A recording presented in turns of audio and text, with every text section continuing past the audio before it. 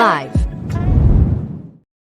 PJ Kling and I, Mike O'Connor, have been running the marketing department at NuVoodoo for the last decade plus. And so I think it's good that we're doing this session together, just the two of us. We are the game the system folks, right? We're the ones when you call, we're going to help come up with a plan to help you maximize ratings. We are the mad scientists in the lab in the back. I joke with people that, hey, I'll show you behind the wizard's curtain, but fair warning, it's just a couple of dudes. So, yep, we love having our research department join us for these, but this time it's unfettered. We can really just talk about what we need to do to win, because that's really what matters. And the good news is that we're kind of kicking off this series for radio. And I'm sorry if you are not a person in the radio industry, this might be interesting to you, but I can tell you right now that not very much is going to be applicable. We appreciate you watching these, and we hope to come back and give you more data that's relevant to your mission. But I think this one is strictly for our broadcast partners. And PJ, the reason I wanted to have you on today is because we booked Mark O'Neill from ROI Media Solutions, who is former Arbitron. I don't think he ever made it to Nielsen, but he is a mad rating scientist. And we're going to do a PhD version of Moneyball for radio, which I know you participated in at the All Access Convention. Yeah, I'm very excited. Mark is the next level of all of that, and the fact that we're able to sit down and talk with him about not the secret sauce necessarily, because he is such an expert, and right. It would take an entire series with him to get into the level of granularity that he gets into. But I'm very excited about it. Yep. And so I thought before we had that session that we really we have to remember there's still always battlefield promotions going on where the second year intern becomes the promotion director and the program director within a very short time span, because they're the only ones willing to wear the 17 hats for the 20 grand a year, or whatever we're paying these days.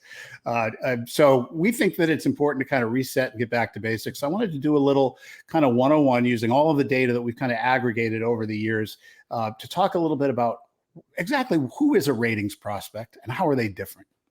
Yeah, it's interesting because we still have conversations to this day, people that have followed the stuff that we do, and there are still bits of this information that haven't necessarily sunk in yet. And so I think it's a great opportunity to really kind of distill it down to, hey, we need to know who these people are, and we need to know through what lens we need to look at all of the choices that we make as programmers on the radio station to determine, is this going to move the needle for these folks or not?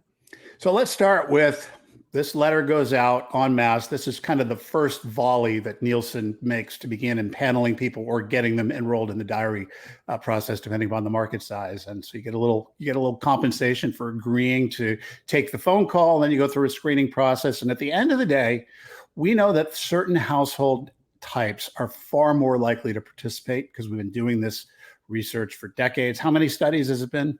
For years, not decades, but. Yeah. Well, it feels like that. Yeah. 21 studies, I think. So we got the 22nd coming this summer. So it's been a lot. And look, no matter how many of these we do, no matter what demo we look at, no matter, what format we look at, the folks likely to participate in the ratings can get distilled down into a lot of the same categories, one of which is they come from larger households. The people that don't really use radio tend to be single. The people that do tend to be not only married, but also having children, at least one child in the house. And we don't see this on this slide, but we also see things like income levels, for example, because we're talking about combined household income. And in a lot of cases, you have generational households. So you might have grandparents that live there and so forth. Again, kids working. Yeah, the kids working. Absolutely true. So when you combine all that, it ends up skewing the household income numbers, as an example. So this is all stuff that we not only need to know, but have discovered over the course of all of these ratings prospect studies. And I think it's important for you to realize that the gold bar on the left-hand side captures everybody, whether they're a RPS yes household. RPS yes is sort of our word for ratings prospect. And so RPS yeses and RPS nos are combined into the total sample. We're going to share with you just how big a percentage of it is of people that don't participate in Nielsen. And that will make this number even larger. But when we look at this disparity, this is everybody, and this is just the RPS group. And you can see big skews, married versus single, presence of children, no children, household sizes of 2 or fewer, household sizes of 3 or more. So this footprint gets more robust as we go. And then the other thing about this group is they listen to way more radio, and this is about frequency during the week. Yeah, if we pull back even a little bit further, we see that they are just more media active in general. We see them using video online compulsively. We see them utilizing social media.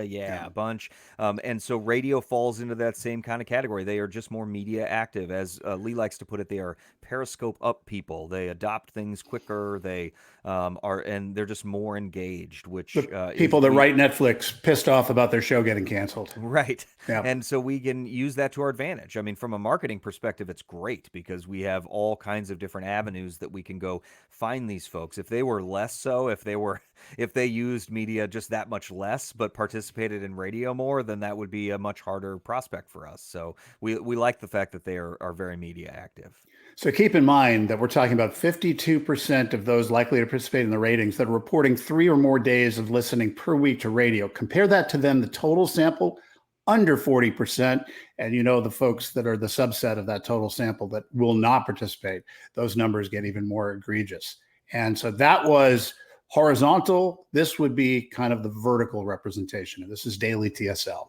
Yeah, we use the term Holy Grail a lot, both with our clients and just internally, and anytime we kind of do one of these. And that Holy Grail for radio is what we call RPS 60s, which is going to be that blue bar on the right, where we're talking about folks that are a subset of the RPS yes group. So the people willing to participate in the ratings, but now we're talking about a smaller segment of those folks that also give radio an hour or more of listening every day. And so it's a powerful group. You hook one of those in, you're going to have a good month. And for those of you who do extrapolations, the number of zip codes that have more than 100 average quarter hour coming from a particular zip code. It's not that many, and it gets kind of smaller every year. So these people really are worth their weight in gold. And I would say if any chart would illustrate that point, it would be this one. Here we're kind of laying out, we're stratifying the different quintiles. I guess it's quintiles, it's septiles of average quarter hour. And you can see the RPS yeses just tower above everybody else. Yeah, it has to be our focus from, in terms of from a marketing perspective, sure, but even from a product perspective, if you're the program director of the radio station, you got to realize that where your bread is going to be buttered, if you're going to make that bonus, if you're going to, survive another quarter or whatever the pressure you feel is, it's going to come from this group. That win is going to be focused on the people that are spending the most time with you. Yes, you want to be cool for everybody else, but we're not talking about the cool kids here. We're talking about, the kids willing to wear a pager in 2023 or fill out a pamphlet in order to record their listening for a few bucks a week. And having that perspective really kind of changes things, I think. Really, you still want to make it. The long-term growth is going to be based on, how good everything sounds. But in terms of short-term growth, the things that matter right now, hooking in these folks that are more media active in general is going to be vital. Some would call it growth. Others might call I'm doing a better job of fighting attrition than you are. Right. Well, you can make that argument. Yes. Before we leave this slide, though, I think the point here is that the ratings company makes us all feel good about the PUM levels, how many people use measured media. But the fact is that when we do these studies, we're talking about adding up those who never use radio and those who report using it less than 5 minutes a day because they don't count in the ratings. That's a substantial percentage of the population that's already off the table. You combine that with the RPS yeses, and the game starts to really get pretty thin. And this is the money shot. Yeah, we kind of use we just call it the 80-20 rule because while there's a little bit of fluctuation from study to study, really it kind of boils down to that. In the case of Ratings Prospect Study 21, we're looking at about 82% of the folks that would not participate in the ratings. So now we're already distilling it down to about 18% of the audience. And then again, if we go after that RPS 60 group, the people most likely to participate in the ratings that also give radio an hour or more of listening every day, now we're down to 7%. I think I have a wayward label in here. I've got RPS 19, but I think I pulled it because the data is almost exactly the same as 21. Right. Yeah. I'm almost positive it is. Yeah. It is. Yeah. All right. So now this is a combination of putting together our collective experience and dissecting dozens and dozens, and I do mean dozens, of zip code analysis from Los Angeles to the smallest Nielsen diary market. this is sort of how we stratify the marketplace. We start with a population of 1 million. This is a hypothetical MSA. And we know that about 40%, PJ, I think you could agree. You've done enough zip code analysis that when we look at things, we'll get down to our target demo of about 400,000. And this would be typical, like a percentage of maybe 35 to 54s out of 1 million plus person market. And then when we do the zip code analysis, inevitably it's about 40% that translate into the zip codes that are responsible for between 70 and 80% of the total listening for a radio station format group. Yeah, this game has always been about finding a needle in the haystack. I mean, that still remains the case.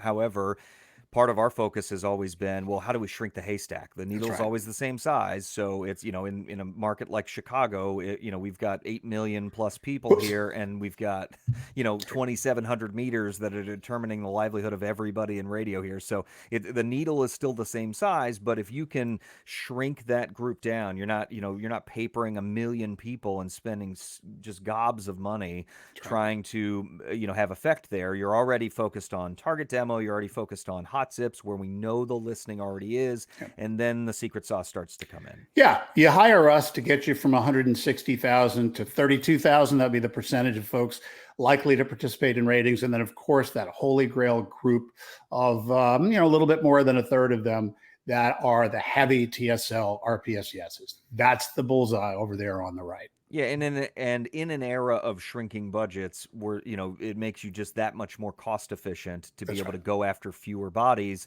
knowing that if you affect those people, it's going to be good for you. And so this is I would say the 101, the top of our 10-point checklist of things you can do to manipulate ratings so that the audience lands in your favor when you get your report card. And it starts with the money. Yeah, we'd love to think that it's, hey, it's out of the goodness of my heart that I'm going to participate in the ratings, or I want to affect, a big media company or something. And you definitely see some of that. But really what it boils down to is cash and prizes. And in fact, we've had people in our sample that have actually participated in Nielsen in the past or were participating currently when we surveyed them. And they all said the same thing. It was, hey, I was in it for cash and or prizes and or both. And so that is the motivator. We'd love to think it's something else, but it's just not the case. And even though we don't have the data slides here today, I think a comment you made in the green room before we started was important, that national contests actually really don't have much perceived difference from local cash contests. Right. Look, if you can get local cash, that's awesome. I mean, that's really a great situation to be in, and congrats for that. But as we've seen in the data, there is a small percentage of people that even know that a contest may be a national contest, and those that do don't care. They're fine with it. They have more chances to win. The prizes tend to be bigger. They don't feel like, it is a small single-digit percentage that both know that it is a national contest and think it's a negative thing. And for those of you who don't have the ability to leverage national contests, PJ is going to come back and show you one specific tactic where you can be legal, and it sounds like you're offering a whole ton of money where you can control the budget specifically. So that's kind of a hint to come. And I know that there's a lot of other things. Some of them cost, others are free. We're going to give you our entire playbook over the course of the next few sessions. Now, PJ, as we record this, it's late May 2023. Fall book would seem like it's a long way away, but quite honestly, things get going now in mid-August here. So really now is the time to plan. And you like to have lead time to take people through the kind of the steps that are required to plan the ultimate killer campaign. Yeah, this is the last week of school for my kids, but we're going to blink and it's going to be back to school all of a sudden. And so, absolutely, the faster we can have that conversation, the thing that's always the most difficult as we're putting together marketing plans for a big push like fall, for example, is the creative side of things. It's not, you don't want to just throw together any old thing. If you're able to get dollars, then in order to be able to market and do a promotion, you want to make sure that that creatively you have your best foot forward as well. Yep. So we get in touch with you. You share a little data. You put together a marketing plan. You do the zip code analysis, and then do you just sort of hand it off after that? No, well, look, I would argue, one of the things that is an advantage when it comes to us in terms of fundamental advantages would be our size and then the way the company is structured. We are not huge, which means personal attention, both in terms of how we communicate and how we run your campaign. We don't set it and forget it. We laugh internally all the time about how we get a new Google rep every quarter, and then we have to spend the rest of the quarter teaching them about our business, only to have to do it all over again 3 months later. That is not what it is like here. Most of the relationships we have internally with each other have been longer than the relationships we have in our personal lives. So there's not a lot of turnover here. But most importantly for us, marketing is not advertising. Rather, it is the product. It's the end result after we learn about the consumer, constituent, or, in this case, the ratings prospect. We develop a communication strategy to reach them. And then we use technology to find tactical solutions for how to do that. And then we test again.